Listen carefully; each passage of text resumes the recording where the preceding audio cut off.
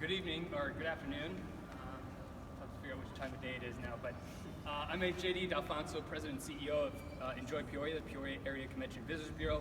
I want to thank you all for being here today, first and foremost, and secondly, I do want to take a moment to kick things off by saying thank you to the experts here standing beside me. Many minds of leadership and organizations have come together over the last 24 hours to determine the best moves forward for the IHSA state basketball tournament.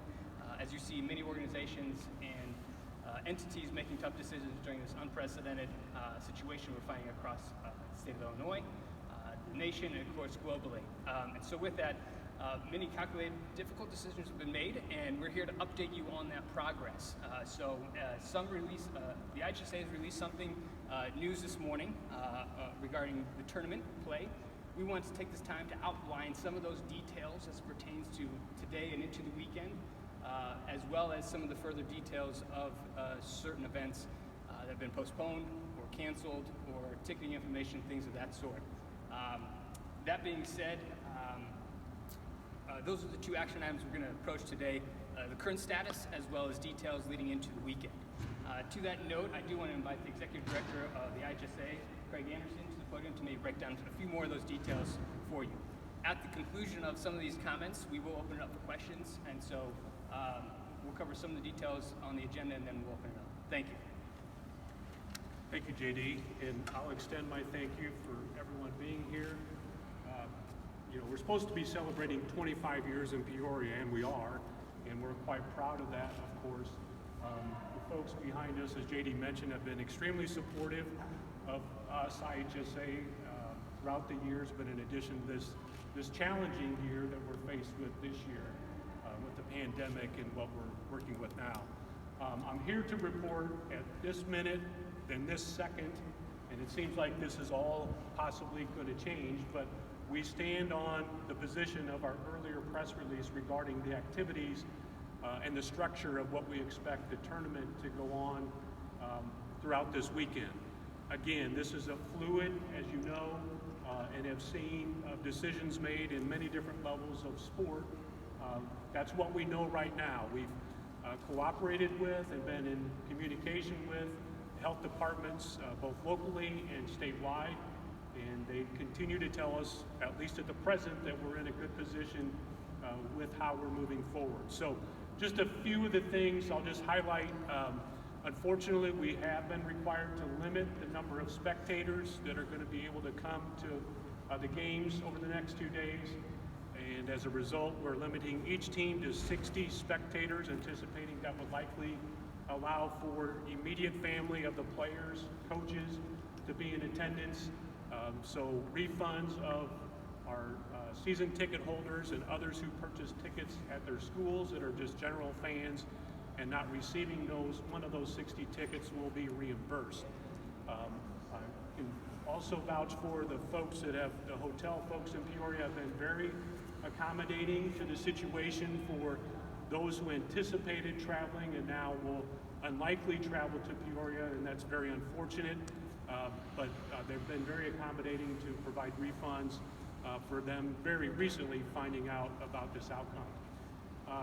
So we've been called out a little bit about how this has been, such a late announcement, early this morning on the day that teams are literally traveling to, and I'm happy to announce that we have teams here, and they are doing their 30-minute time on the court throughout this afternoon. So obviously excited about that and excited about the basketball we hope and anticipate will be played here. But we really had a conference call with our board of directors with some new information. Obviously the NCAA tournament information that came out late yesterday afternoon influenced us along with a number of other state associations. And as a result, our communication with the health department ramped up and limited that. And as a result, I was on a conference call till 11 o'clock last night with our board of directors, making some of these very tough decisions. So that's really, it wasn't timely for us to put together a press release at that time of the night. So we worked some long hours, of course, and tried to get it to you as quickly as we could this morning. So just some very quick updates Again, the announcements that are, the announcements that we've stated earlier in regards to events that have been modified, postponed, or canceled are obviously our 1A, 2A Boys State Championships going on this weekend will go on as scheduled with the limited attendance. 3A, 4A sectional semifinal and final games. We have one semifinal game to be played tonight, the finals on Friday night. Those will go on a similar format of limited attendance, 60 tickets per team. Scholastic Bowl sectionals on March 14th will be limited to those that are participating and their coaches and administrator only. No families and no extra fans available for that. The Super Sectional scheduled for March 17th, barring any additional changes that could come about, will be played with limited attendance. Scholastic Bowl State Finals on March 20th, much like the sectionals, will be competed with only those participants and coaches. Debate State Finals, March 20th and 21st, will be conducted only with participants and coaches. And we're hopeful that we'll be back here next weekend, barring any updates from the health department that would allow us to expand attendance. We anticipate a similar format that we're having for 1A, 2A for next weekend, 3A, 4A. And finally, they don't always get this accommodation, but Drama Group and Terp that will have sectionals next weekend, their state finals the weekend after, will also be limited attendance to those participating coaches and administrators. So that information is available in our press release. I just wanted to verbally provide that update. But as I stand here today, that's what we know. Again, these decisions are very fluid, and as that changes, we will make sure we try to notify you as quickly as possible. We are in constant communication with the health department. Representatives are here today, and they've been very helpful in a lot of this decision making. So with that, I'll turn it back over to JD. Thank you again. I just want to, as much as Craig has mentioned, this continues to be a fluid situation. We recognize that not just day by day, but hour by hour, decisions have to be made depending on the information that is coming in at the national, state, and local levels.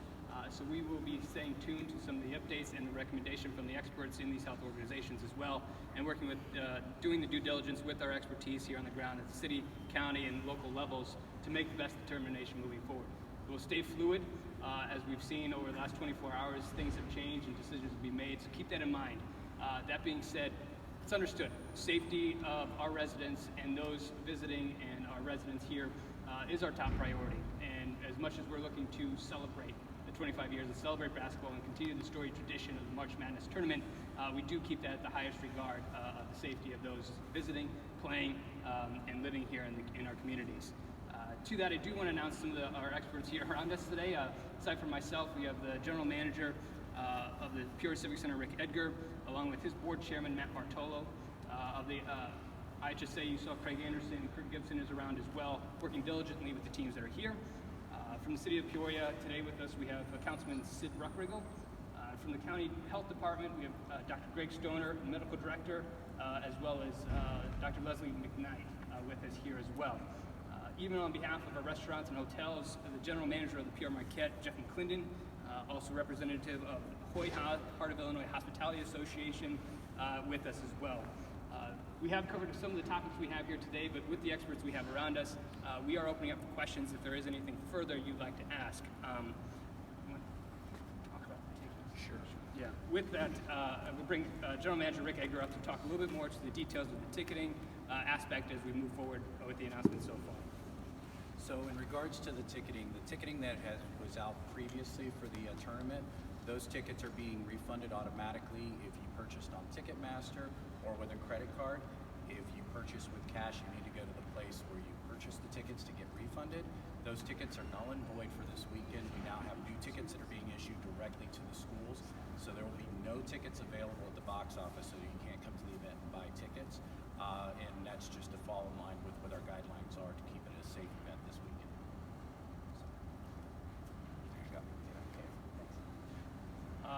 one more item of business. I do want to bring up the general manager, as mentioned today, the Pierre Marquette, Jeff McClendon, and talk a little about the hospitality side, as him and his crew are working through the details of visitors and overnight stays as well with our hotels and restaurants.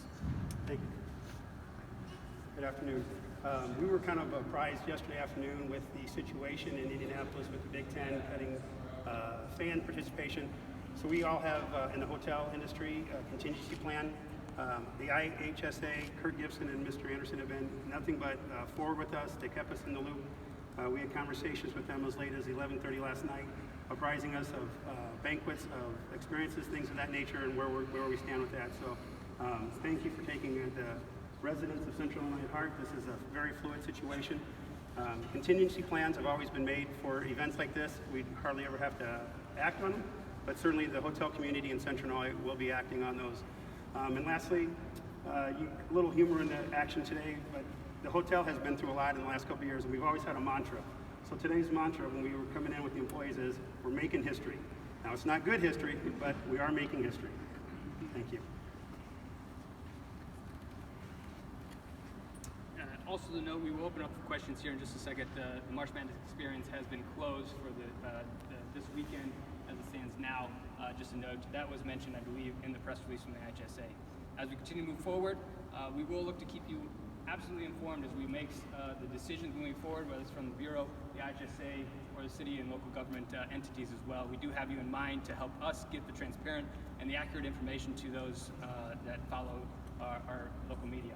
To that, I will open it up for questions for anybody up here that may be able to answer any more clarity, provide any more clarity. Yeah, JD, so this was going to be an estimated, 56,000 visitors over the next 2 weekends and about $7 million worth of economic impact. I mean, what kind of impact is that going to have not having that now? Absolutely. I think it's clearly put in the forefront the economic impact that our groups, our events, entertainment bring to our local communities of all sizes. From the destination management side, our industry is diligently trying to stay ahead of what to do as we advance forward, whether it means meetings, conferences, visitors of all kinds, whether that's planned or leisure. It does still put an emphasis on how impactful it is to communities, but like I said before, safety is #1 priority, so despite the economic impact that may be missing out because of some of the decisions that can be made, the top priority still is public safety, and with that, we know we're making the right decision, and that's first and foremost our priority. Craig, we've seen 5 power conferences now cancel their tournaments totally. What's keeping IHSA from following that? What specifically kept you from going that far on this decision? Sure. Yeah. So we heard that, obviously, and we've reached out to the public, our local Peoria County and City Health Department, and they've advised us presently that our position is still solid with the limited number of attendees. At least that's their feeling now. And so as a result of that conversation and their agreement in our position to continue with the tournament, that we stay with our current status. Again, as I mentioned when I spoke, any of that could change. So if they get information either from the state or something locally that advises us differently, then we may have to take measures like we've found out occurred with those conferences. You mentioned history. Is this the first time this has happened, IHSA history? This type of Well, I'm not a historian of the IHSA. My retired Scott Johnson, who was our local historian. There's been events, state final events that have been canceled. None for quite like the reason this has been, and not canceled, but limited in attendance. I don't know that we've either likely canceled, but none that I know that we've done this kind of thing with a limited attendance, reducing the number of folks that could attend an event to this magnitude. For sure. Are the players going to be checked before the game to make sure none of them have a temperature, to make sure that they don't show symptoms? That's not a plan. We have not had that plan. We don't anticipate doing that. That would be a public health department recommendation if we would do something like that. Greg, how close were you to canceling? If school's canceled next week, could they continue to play in the state tournament in 3A, 4A if they deemed that it wasn't safe to go to school? So our rules, IHSA rules, would say you don't have to be in school to practice or compete. So I'm guessing if the reason they're canceling school is safety of students, that would likely carry with it removing their teams from the tournament. And so those are bridges we'll have to cross and face depending upon what schools choose to do next week. Greg, how close were you to actually canceling the entire tournament? We haven't been to that point. With the latest information about the conferences, it led us to, I think, a more strategic discussion and planning for that possibility. But leading up until last night and knowing what we thought collegiate conferences were doing, what the NCAA was doing, that we were kind of in that position and thought that that was going to be acceptable. So until this latest number of conference canceling, that has really brought that conversation now to a discussion with the health departments. A side question for Rick, if you don't mind. Aside from IHSA, Baby Shark Live is Saturday. A good amount of people to come in for that. Is that still on? Is that going to be canceled? At this time, our other events in the theater are still going on as scheduled, but as Craig and others have mentioned, this is a fluid discussion, and we've talked to all the promoters, and I believe that there's opportunities that may change. So as soon as we get any words of reschedule, we'll definitely get that out to you. JD, you're up for a bid now for next year's IHSA March Madness, but this happening, how does this will impact your bid for next year? It really hasn't been top of mind. Regardless if it was a bid year or not, the focus for everybody around here, not just the Bureau, but all the entities, is to execute a perfect March Madness experience in the tournament. And, this case and the scenario that we're facing now just puts it more front of mind to make sure that we prioritize what's in front of us and execute exactly how to do that. So, to be honest, it hasn't been on front of mind at all because we just see priorities hour after hour to execute. So, we're just looking to work with what we have and continue to monitor the situation fluidly as we lead into the weekend and then into next week and then the following weekend. And at this time, is the health department recommending similar limits on attendance for other large gatherings in the area? Answer my question. They currently haven't limited anything at this time, other events. Have any schools demonstrated hesitation to come to this tournament? Any school has mentioned fear of attending? No, we've had no schools reach out to us, those coming this weekend, to say that they're fearful of making the trip and playing here. No, haven't had none of that. JD or Sid, is there any kind of specific number of, the amount of dollars that will not be coming into the city because of the limitations being put on for this?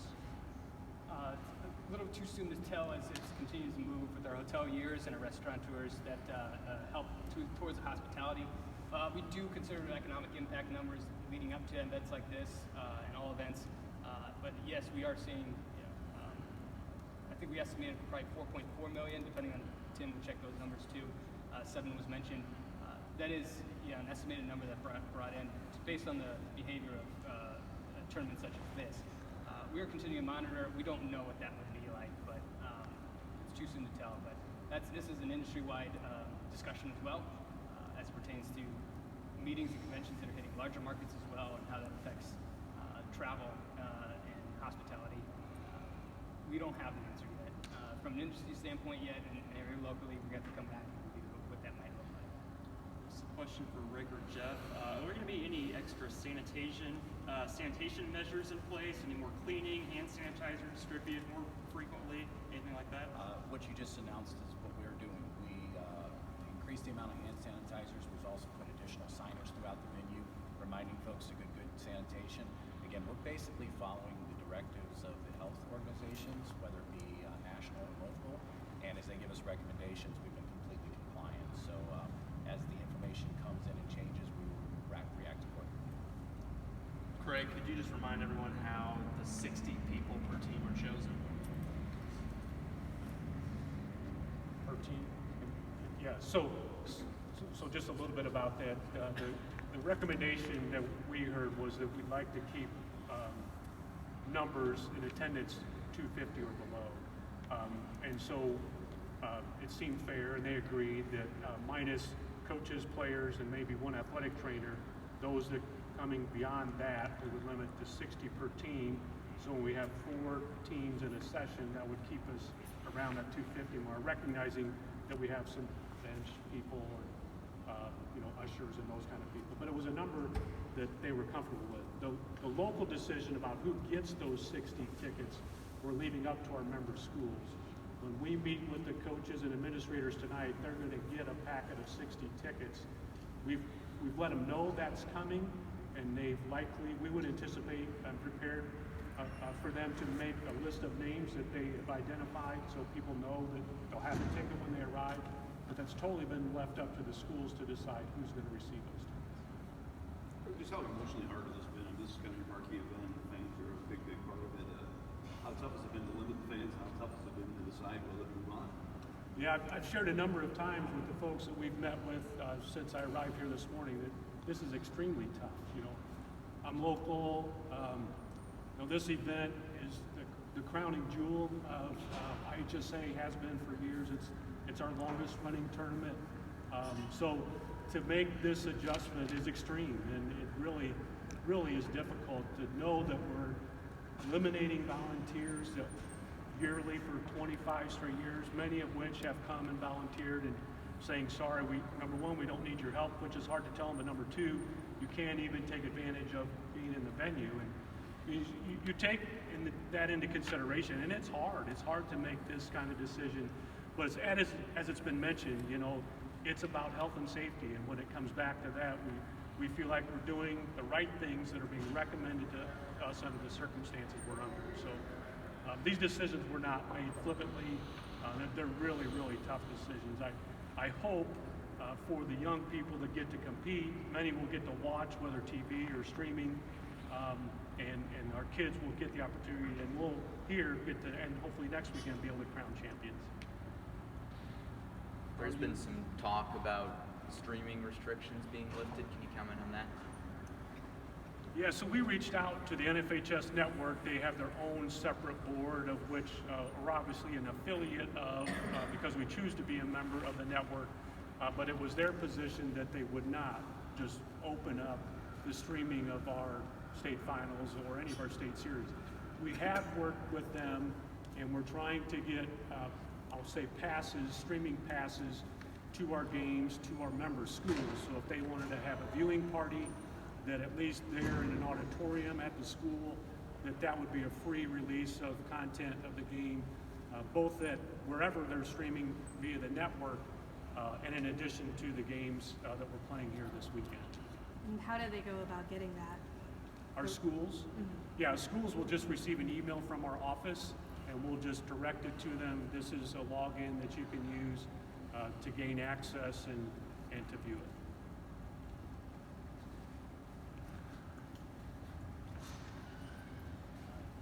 Yes. How often in talks the city, county, and IHSA with the updates? How often do you guys discuss the current status of Well, I can share recently. We've met 3 times this morning.